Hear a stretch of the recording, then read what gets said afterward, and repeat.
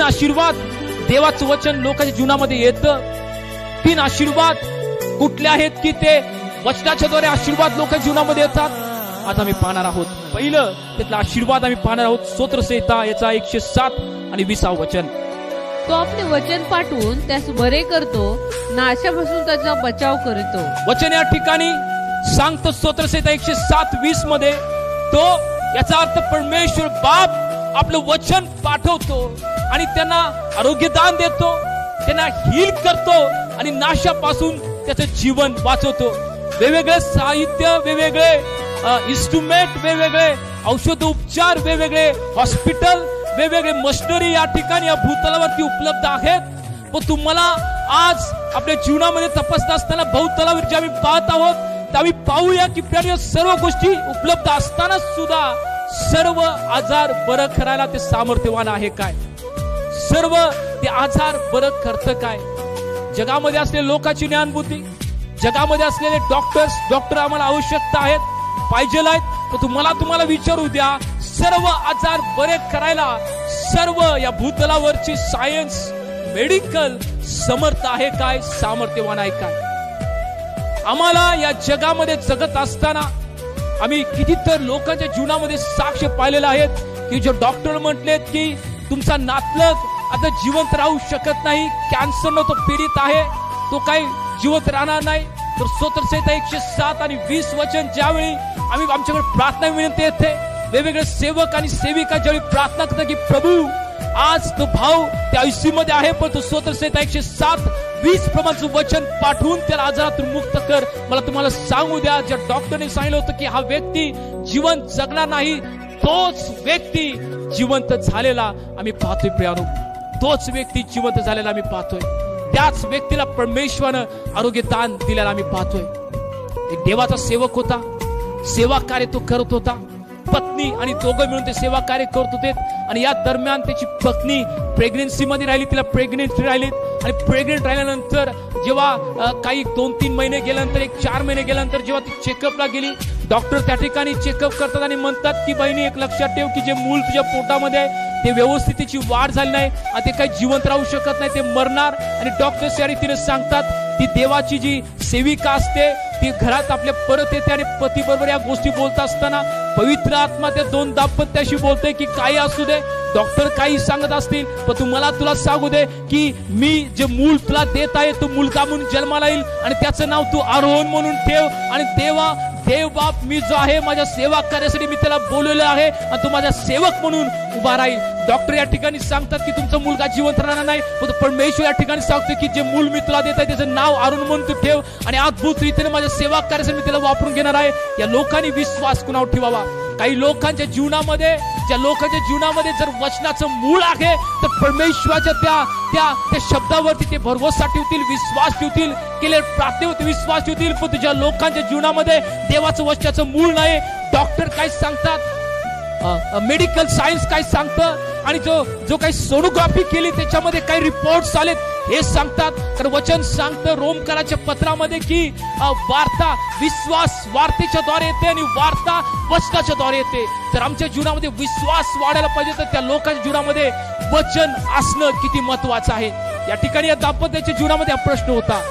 काही महिने गेल्यानंतर प्यानू 9वा महिना भरल्यानंतर त्या बहिणीच्या पोटामध्ये मोठी कळ आल्यानंतर तिला जेव्हा दवाखान्यात नेण्यात आल्यानंतर डॉक्टरने त्यावेळी पुन्हा एकदा सोनोग्राफी केली आणि डॉक्टरने त्यावेळी रिझल्ट काढले, रिपोर्ट्स काढले आणि म्हणले की तुझ्या पोटातील बाळ आहे ते मेलेलं आहे. टोटल त्यावेळी डॉक्टरने सांगितलं. पण तू परत ते विश्वासानं ते प्रार्थना करते, ते विश्वासानं परमेश्वराकडे विनंती करतो की प्रभू तू लेकरू दिलेस आणि आम्ही तुझ्या वचनावरती विश्वास ठेवतो. आणि प्रियानू ज्यावेळी त्या बहिणीची डिलिव्हरी करण्यात आली डॉक्टरने सांगितलं होतं की तो मुलगा मेलेला आहे, पण ज्यावेळी त्या बहिणीची डिलिव्हरी केली तो मुलगा नॉर्मल असा जन्माला आला. परमेश्वर त्या मुलगाला नॉर्मल असे भूतलावरती पाठवलं. तिथंच ती गोष्ट संपली नाही. तिचा जो पती होता त्या पतीला आफ्रिकेमध्ये सेवा कार्याला जायचं होतं, आफ्रिकेमध्ये देवाचा वचनाचा प्रसार करायचा होता. जे मुलगा ते जन्माला आलं, वजनाला कमी होतं, आणि त्याच्यानंतर भरपूर इन्फेक्शन त्याच्या जीवनामध्ये होतं. आणि जेव्हा डॉक्टरनी परत त्याला वेल्टीवरती ठेवला आणि म्हणले की तुमचा मुलगा काही तासाचा तो सोबती आहे, तो पाहुणा आहे, तो मरणार आहे. डॉक्टरने ज्यावेळी सांगितलं, परंतु ह्या लोकांचा विश्वास होता. माझ्या पतीला सेवा करण्यासाठी बोलवतो. पत्नी म्हणले की जावा तुम्ही सेवा करण्यासाठी. इथं काय होते आम्ही पाहतो.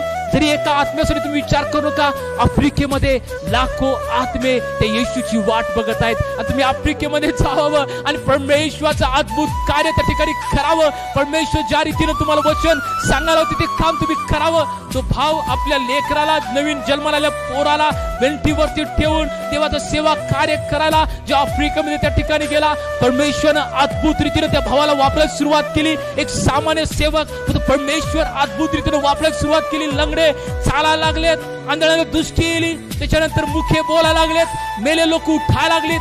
आणि पहिल्या दिवशी त्या मीटिंग मध्ये 1,00,000 लोक उपलब्ध होते. 1,00,000 लोक त्या ठिकाणी होती. त्याच्यामध्ये हजारो लोकांनी आपलं जीवन परमेश्वराला समर्पित केलं. आफ्रिकेमध्ये महान संजूची लाट त्यावेळी आली.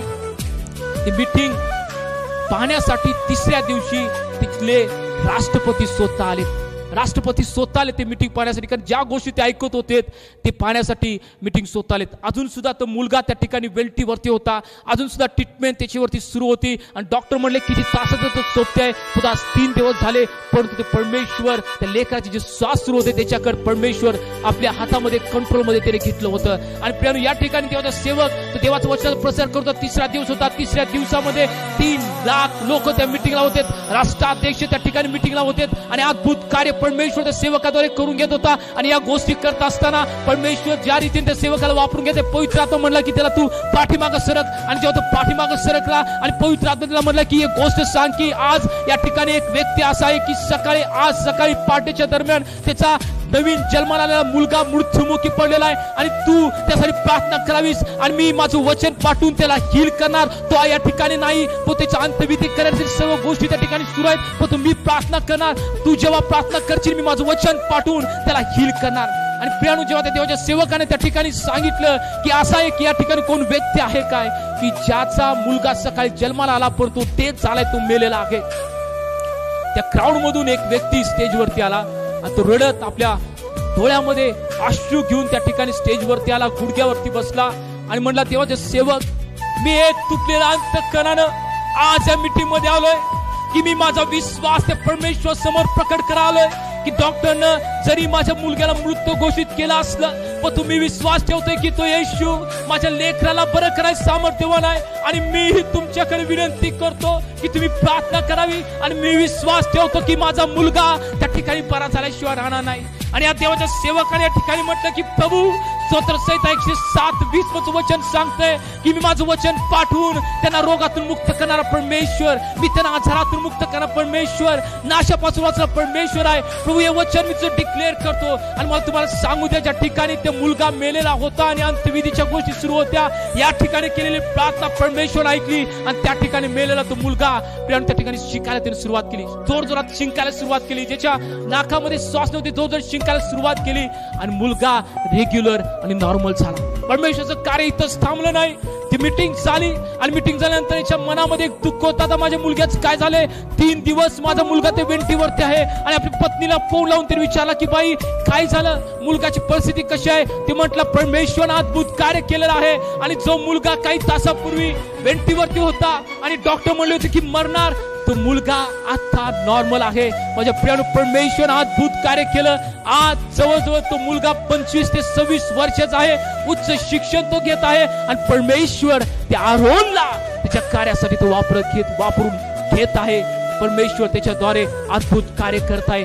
स्तोत्रसंहिता 107:20 सैताला माहित आहे की देवाचं व्हॅल्युएशन, देवाच्या वचनाचं व्हॅल्युएशन किती आहे. सैताला माहित आहे की देवाच्या वचनामध्ये ताकद किती आहे. सैताला माहित आहे की परमेश्वर जेव्हा त्याचं वचन बोलतो, सैताला माहित आहे की जेव्हा विश्वासणारे लोक देवाचं वचन स्वीकार करतात, सैताला माहित आहे की परमेश्वराची लोक जेव्हा त्याच्या अभिवचनावरती विश्वास ठेवतात, अशक्य गोष्टी लोक जीवनामध्ये आणलेलं मी मरण, लोक जीवनामध्ये आलेला मी शाप, लोक जीवनामध्ये आलेला मी मृत्यूच्या गोष्टी, लोक जीवनामध्ये आलेला मी विश्वास, लोकांच्या जीवनामध्ये आलेला आत्महत्येचा विचार, जेव्हा ते वचन स्वीकार करतात त्या प्रत्येक गोष्टीतून ते बाहेर पडण्याचे सामर्थ्यवान आहेत. का देवाच्या वचनामध्ये एवढं सामर्थ्य आहे.